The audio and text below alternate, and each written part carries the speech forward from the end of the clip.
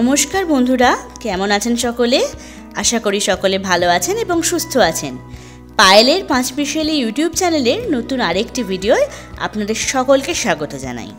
আজ আমি আপনাদের জন্য নিয়ে এসেছি আমার উত্তরবঙ্গ সফরের 5ম পর্বের ভিডিও। এই পর্বে আমরা চিটং থেকে দার্জিলিংয়ের জমজমাট কার্শিয়াং শহরের উদ্দেশ্যে যাত্রা করব।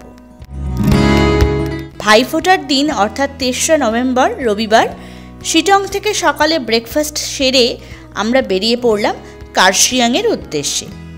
পথে চিটং থেকে 12 কিলোমিটার দূরের মহলদেরাম টি গার্ডেনে নেমে ক্ষণিক বিরতি নিয়ে আবার বাগোড়া পাইন ফরেস্টের রাস্তা ধরে এসে পৌঁছলাম কার্শিয়াং শহরে।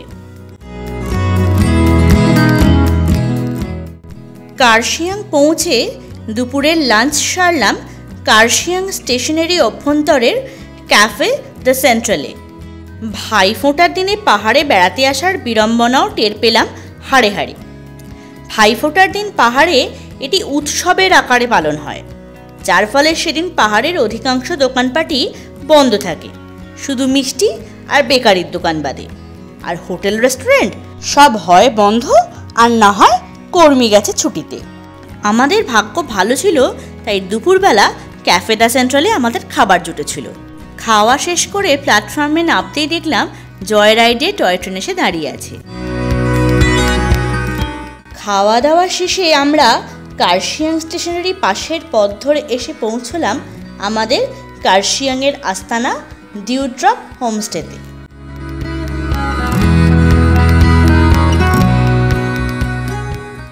বিকেলের পড়ন্ত বেলায় হোমস্টের ছাদে বসে সূর্যাস্তের মনোরম দৃশ্য উপভোগ করলাম। সন্ধ্যা হতেই পায়ে হেঁটে কার্শিয়াংয়ের আশেপাশের মার্কেটটা একটু ঘুরে দেখতে বেরোলাম। তবে বেশিরভাগ দোকানই বন্ধ ছিল, তাই শুধু আলোয় ঝলমল কার্শিয়াং শহর দেখেই মনের আশ মেটালাম।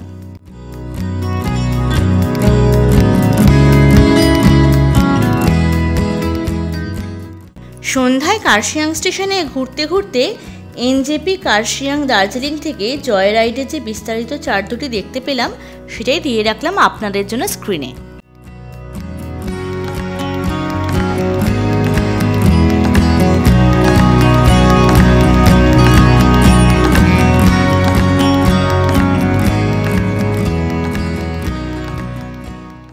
ভাইফোঁটার জন্য কার্শিয়াং সেরকমভাবে ঘুরতে পারলাম না ঠিকই, তবে শেষ দিনের শেষ বেলায় অপ্রাপ্তি ঘুচল। সকালে ঘুম থেকে উঠেই রোদ ঝলমলে আকাশে দেখা পেলাম কাঞ্চনজঙ্ঘার।